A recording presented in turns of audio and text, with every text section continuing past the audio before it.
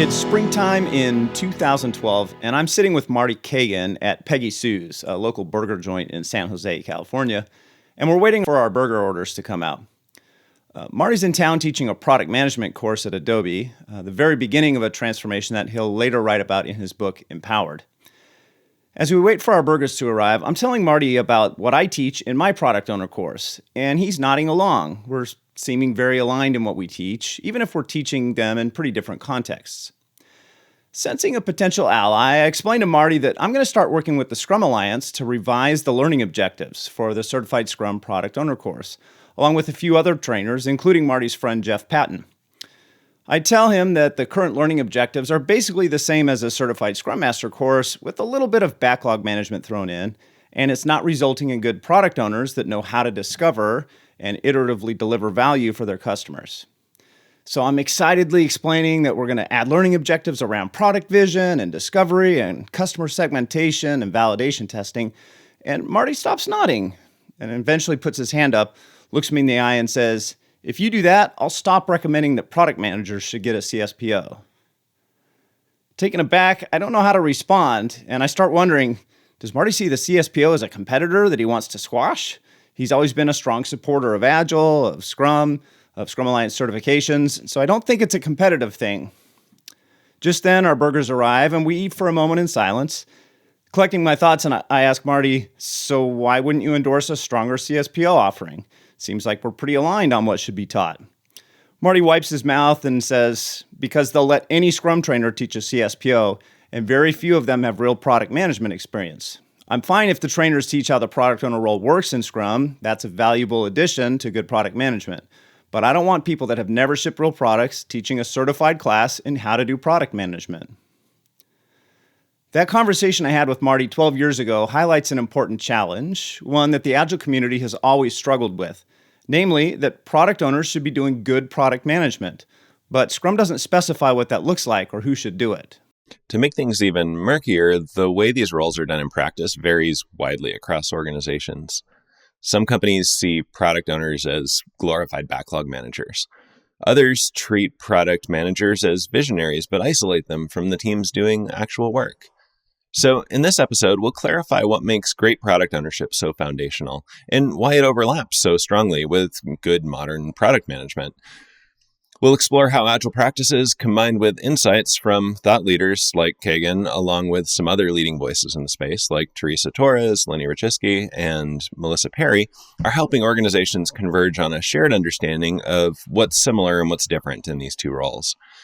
We'll share actionable takeaways for product leaders and teams. So if you're wondering how to unlock the full potential of these roles in your organization, or if maybe they're the same role, you're in the right place. Before we dive in, a quick reminder that the Humanizing Work Show is sponsored by the Humanizing Work Company. We help organizations improve their leadership, product management, and collaboration. If you want stronger results in those areas, visit our website at humanizingwork.com and schedule a conversation. And if you're enjoying the show, subscribe to the channel on YouTube, like the episode, and hit the bell icon so you never miss an update. And if you're listening on the podcast, a 5-star review goes a long way in helping others find us. Now, let's get into it. Okay, let's start with a definition. At Humanizing Work, we describe great product ownership as learning and communicating what to build, including who it's for and why it's important, in collaboration with a cross-functional team and other stakeholders in order to maximize the flow of value through that team. This definition reflects years of experience working with Agile teams. It's not just about managing a backlog or keeping a team busy. Yeah, POs do manage backlogs, and you want teams to be busy on work that matters, but it's really about ensuring your teams can collaborate to deliver meaningful value by solving the right problems. Rewinding to the early days of Agile, product management at the time was either very formal, with big market research efforts and heavy requirements documents, or a little bit Wild West, with PMs kind of experimenting with different techniques that were more aligned with the complexity of the problems they were trying to solve. Software developers and product managers in those days were facing the same core challenge. Businesses were addressing complex, unpredictable problems with big upfront design, which just didn't work. The Agile Manifesto described how to address that for software. But the most disciplined Agilists were primarily using extreme programming at the time, which was developed for internal software development. The XP approach was just talk to your customer, and that customer happened to be down the hall from you. It wasn't until the lean startup movement began to take off that software and product management as communities really began to align. Scrum's product owner role had a relatively clear definition within Scrum, but as Marty pointed out in that conversation we had, it was devoid of any practical advice on the day-to-day work. We've now seen a convergence between great product management and great product ownership as we teach it. Let's break this convergence down into 3 sections of our definition of great product ownership: learning and communicating what to build, collaboration with cross-functional teams, and maximizing the flow of value. The first part of our definition of great product ownership is learning and communicating what to build, who it's for, why you're doing it. One of our favorite books from the product management space on this topic is Continuous Discovery Habits by Teresa Torres, where she describes how to build a sustainable, ongoing practice of customer discovery, enabling product leaders to make better decisions by continuously gathering and applying user insights. Marty Kagan also emphasizes giving teams clarity on the why and for whom, and then empowering them to creatively tackle the what and the how. Both Torres's and Kagan's advice to product managers aligns perfectly with great product ownership. A great product owner is always learning what customers need, sharing those insights, and helping their team connect to the bigger picture. The second part of our definition focuses on collaboration with cross-functional teams and other stakeholders. In the product management space, Melissa Perry's Escaping the Build Trap highlights that great teams work together to focus on outcomes, not just outputs. And Lenny Rachitsky often emphasizes the trust and alignment needed between product teams and stakeholders. All of the product management experts advocate for a cross-functional team delivering in small increments and recognize the importance of collaboration with other stakeholders in order to do that well. Again, this is central to great product ownership. Collaboration isn't just a nice to have, it's how you maximize your team's ability to deliver value. Product owners aren't sitting in their office, isolated from their team, writing epic stories, acceptance criteria in a tool. They're working daily with the team and other stakeholders to learn together and stay aligned as they learn more. And then the third part of our definition is about maximizing the flow of value through that cross-functional team. Modern product management focuses on outcomes, specifically customer and business value. And all the authors we've mentioned in this episode say the same thing.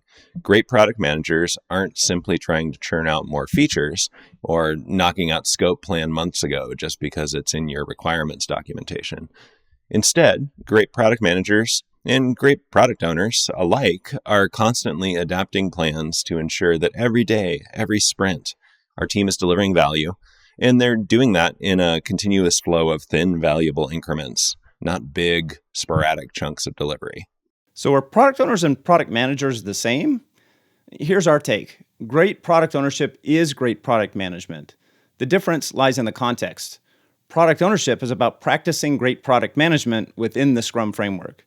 So if you've got product owners acting only as backlog managers, they're missing out on a huge opportunity to be strategic partners. They need the autonomy, the skills, and the support to operate as true product managers. But when organizations empower their product owners to practice great product management, teams thrive. They solve the right problems, they create meaningful value, and they deliver exceptional products. So if you're a leader, you need to ask yourself, are my product owners empowered to learn, collaborate, and maximize value? Or are they stuck in a tactical role, just elaborating on tickets and moving them around? And if you're a product owner, focus on building your skills in continuous discovery, outcome-based measurement, and cross-functional collaboration.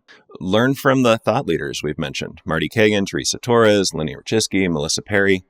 Get inspiration from them. And check out the show and newsletter archives on our site, humanizingwork.com, or go deeper with our 80/20 product backlog refinement course and our live courses like CSPO and Advanced CSPO. And if you're struggling to make this work in your organization, we can help. Visit humanizingwork.com to schedule a conversation. That's it for today's episode. If you found this helpful, please like and subscribe, leave us a comment, and let us know how product ownership works in your organization. And thanks for joining us on the Humanizing Work Show, and we'll see you next time.